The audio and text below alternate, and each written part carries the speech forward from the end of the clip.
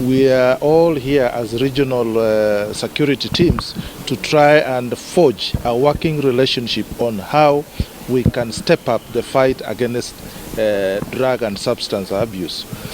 And in Eastern region, I want to say that we are looking at this problem in two ways. Number one is the supply side and the demand side.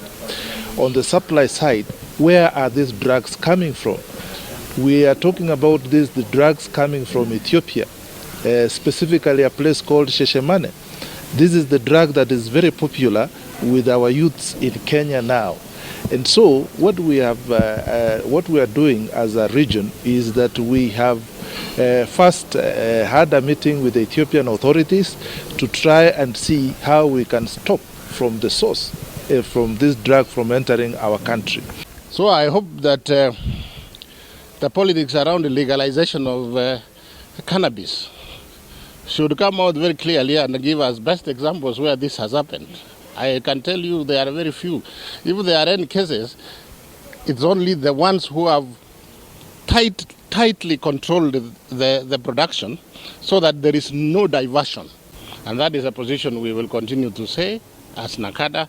It is a harmful substance and is responsible for so many mental illnesses. So what we are doing is that we are very, very careful, we are very keen.